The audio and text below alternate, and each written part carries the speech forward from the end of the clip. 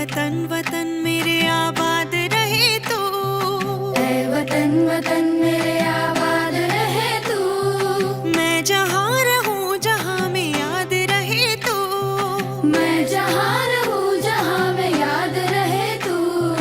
ऐ वतन मेरे वतन, ऐ वतन मेरे वतन।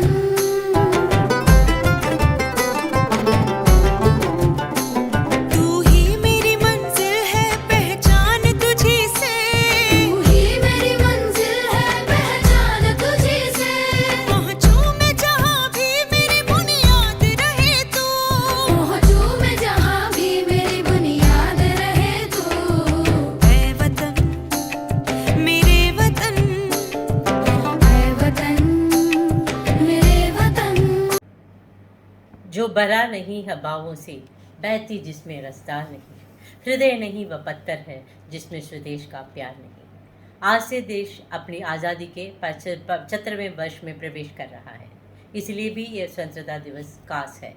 आज ही के दिन हमने अंग्रेजों से सत्ता हासिल की थी, यानी देश का शासन अपने हाथों में ले लिया था। इस दिन को देश का आज़ादी की वर्षगांठ के रूप में और आज़ादी की लड़ाई के शहीद के लोगों के सम्मान में हम मनाते आए हैं। हम बहुत खुश नसीब हैं कि जिसमें हमने आज़ाद भारत में जन्म लिया। हम आज़ादी के लिए हमारे देश की लाखों लोगों ने लंबे समय तक संघर्ष किया है। अंग्रेज शासन की यातनाएं सही है। भगत सिंह, राजगुरु, सुखदेव जैसे कई सेनानी हंसते हंसते फांसी पर चढ़ गए थे। चंद्रशेखर आज़ाद ने अपना बलिदान दिया है। ऐसे ही दूर दराज के इलाकों, आदिवासी क्षेत्र, कई कस्बों और कई इलाकों से गुमनाम रहते हुए आज़ादी के लिए उन्होंने लड़ाई लड़ी है, जेल गए हैं और कईयों ने अपनी जान की बाजी भी लगाई है। गांधी जी और सुभाष चंद्र बोस ने अपने अपने ढंग से देश को आज़ाद करने की लड़ाई लड़ी थी। 1857 से लेकर 1947 तक करीब 90 वर्षों तक हमारे देश की आज़ादी की लड़ाई के लिए निरंतर संघर्ष का एक लंबा इतिहास रहा है।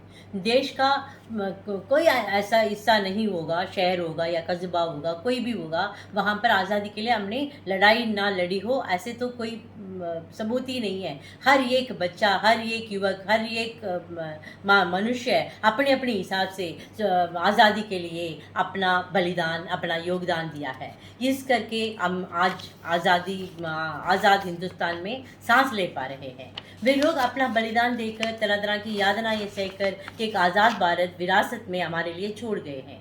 उन वीर स्वतंत्रता सेनानियों का हमारा नमन।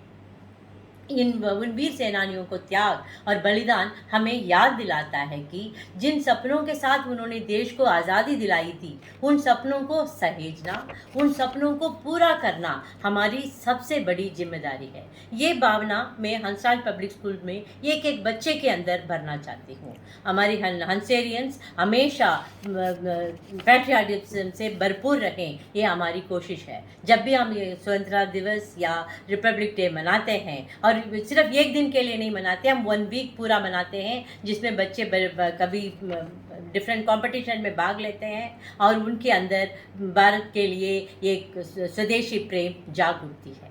ये देखकर जानकर हमें बहुत गर्व से हमें फूले नहीं संभालते हैं।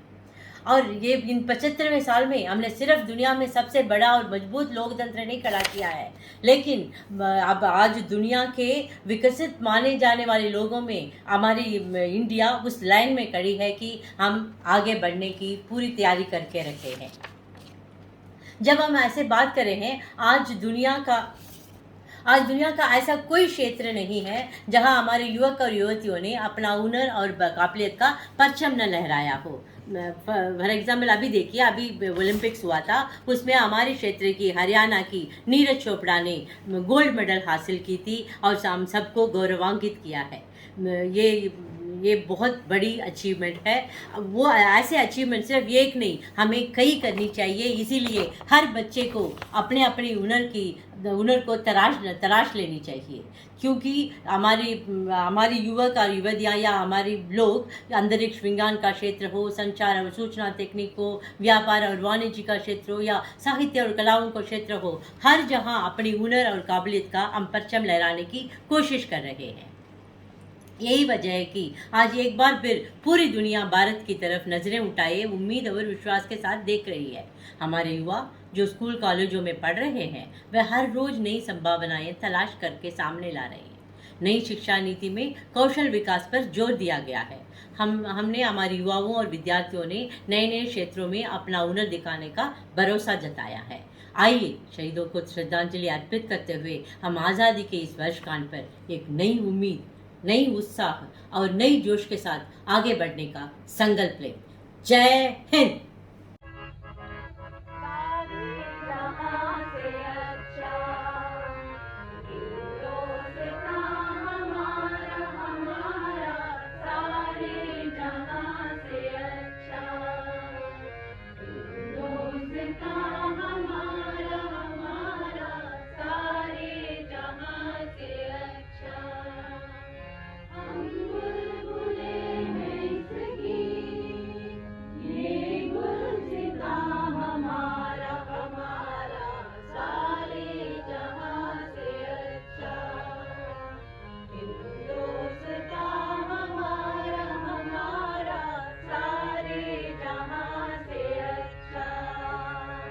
पर्वत वो सबसे ऊंचा, साया आसमां का।